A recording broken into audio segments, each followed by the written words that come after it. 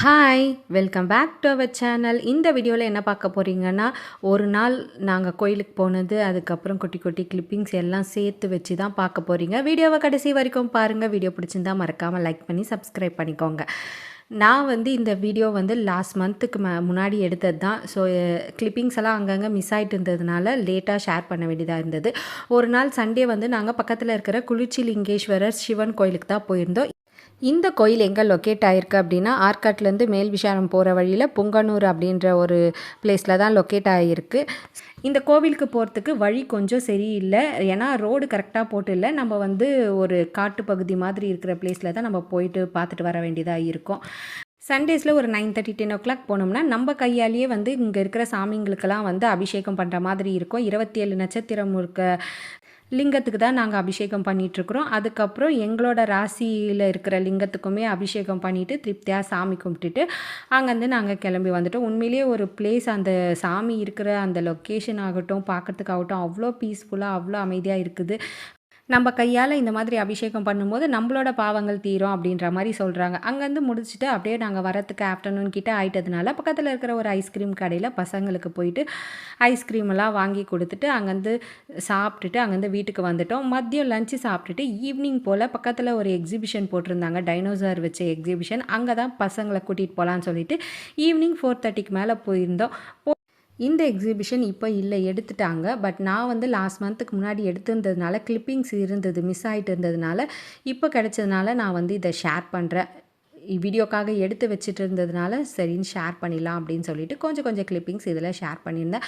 4:30 5 மேலே நாங்களுமே கிளம்பி போனோம். கூட்டம் அவ்வளோ நல்லா வந்தது. உண்மையிலேயே அந்த டைனோசர்லாம் பார்க்குறதுக்கு அவ்வளோ அழகாக இருந்தது. பசங்களுமே இதெல்லாம் ஒரு புது எக்ஸ்பீரியன்ஸ் தான். எல்லாமே பார்த்துட்டு சின்ன சின்ன ஆக்டிவிட்டீஸ்லலாம் போயிட்டு வந்துட்டு எல்லாத்தையுமே தேவையான திங்ஸ் எல்லாம் கொஞ்சம் கொஞ்சம் வாங்கிட்டு அங்கேருந்து சுற்றி பார்த்துட்டு இருந்தோம். எல்லாமே பார்க்கறதுக்கு அவ்வளோ ஒரு அழகாக எல்லாத்தையுமே செட்டிங்ஸ் போட்டிருந்தாங்க. நடுவில் நான் காமிக்கிற பாருங்கள், 2 பெரிய டைனோசர் இருந்தது. அது இன்னுமே நேரில் பார்க்கறதுக்கு அவ்வளோ அழகாக இருந்தது. எல்லாமே அனிமேஷன், அந்த டிஜிட்டல் சவுண்டு கொடுத்துருந்தாங்க. அதுவுமே பார்க்கறதுக்கு ரொம்ப நல்லா இருந்தது. பசங்க மோஸ்ட்டாக நல்லா என்ஜாய் பண்ணாங்க இந்த பிளேஸை. ஸோ நாங்களுமே எல்லாத்தையுமே சுற்றி பார்த்துட்டு பக்கத்தில் அப்படியே கொஞ்சம் கடைங்கள்லாம் இருந்தது.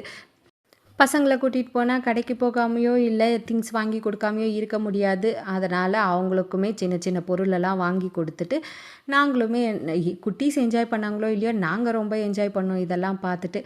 இந்த ஜெயிண்ட் வீல்லாம் பார்க்குறதுக்கு அவ்வளோ ஒரு பிரம்மாண்டமாக இருந்தது.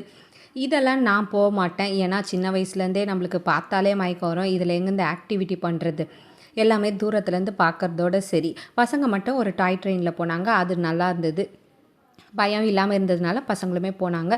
இந்த டைனோசர் 2மே பார்க்குறதுக்கு அவ்வளோ ஒரு ரியலாக அழகாக இருந்தது. ரொம்ப அழகாக இருந்தது பார்க்குறதுக்கு. பசங்க போகலான்னு சொன்னால் கூட நான் எல்லா இடத்துலையும் நின்று எல்லாத்தையுமே வேடிக்கை பார்த்து நின்றுட்டு இருந்தேன்.